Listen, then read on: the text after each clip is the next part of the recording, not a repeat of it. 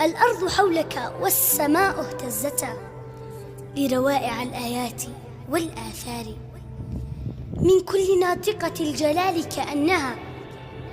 أم الكتاب على لسان القارئ، دلت على ملك الملوك فلم تدع لأدلة الفقهاء والأحبار، من شك فيه فنظرة في صنعه